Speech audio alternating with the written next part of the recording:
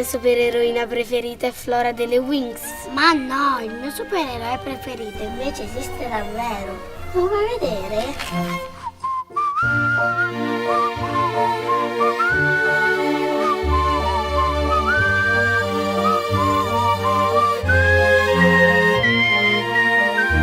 Mia nonna mi ha detto che lui era un bambino proprio come noi ed era un bimbo molto felice.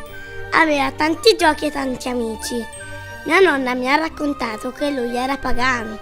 Vuol dire che credeva in tanti dei, il dio del sole, il dio del mare e il dio del fuoco.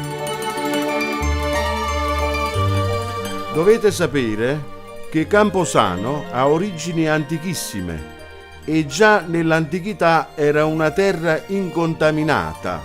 Tanto è vero che Annibale ne costruì un ospedale da campo, Campus Sanus. Ed è proprio qui, a Camposano, che vive anche il mio supereroe. Mia nonna dice che lui da piccolo era un bimbo buono ed educato, proprio come me. Ed è per questo che da grande anche io sarò un cavaliere.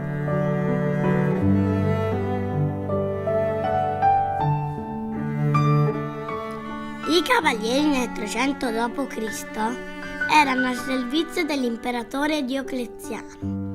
In quel periodo tante persone cominciarono a credere alle storie di Gesù, il figlio di Dio.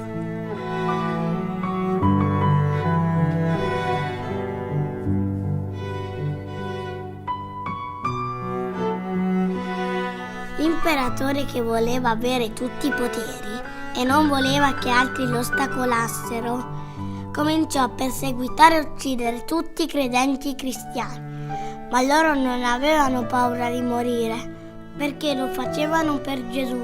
Infatti venivano chiamati martiri, perché difendevano la propria fede cristiana.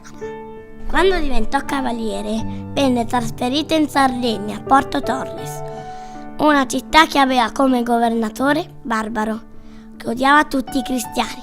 Barbaro era molto cattivo.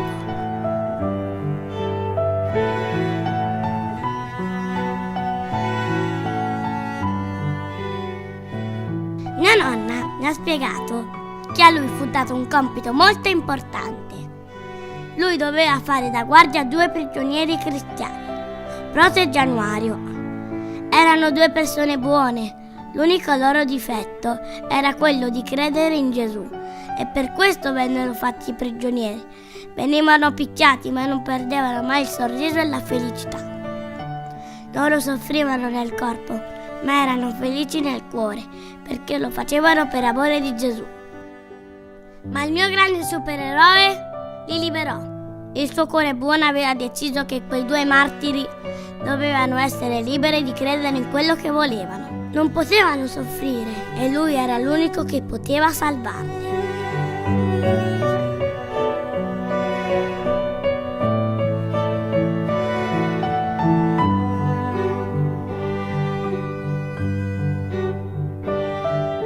Quando confessò la verità a Barbaro, il signore cattivo, questo si arrabbiò moltissimo, ma lui era felice perché sapeva che aveva fatto la scelta giusta, aveva salvato 2 vite.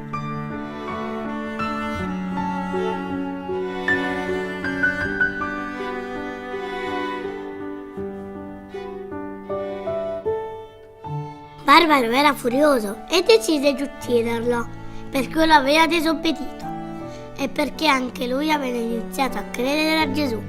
Ma lui non era triste, non aveva paura di morire, ma sentiva dentro di sé una grande forza.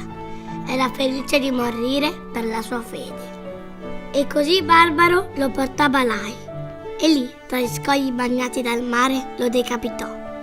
Mia nonna mi ha detto che la sua testa fu gettata nel mare. Era il 25 ottobre del 302. Morì da vero eroe.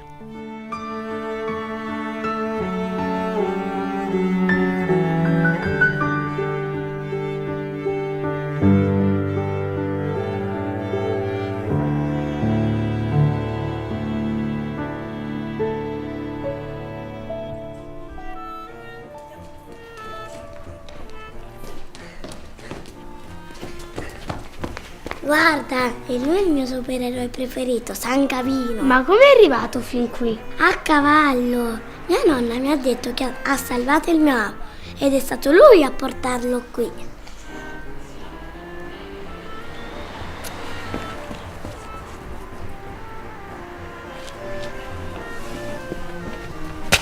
San Gavino, vuoi sapere un segreto? Quando sarò un cavaliere come te, da quella bambina lì me la sposo.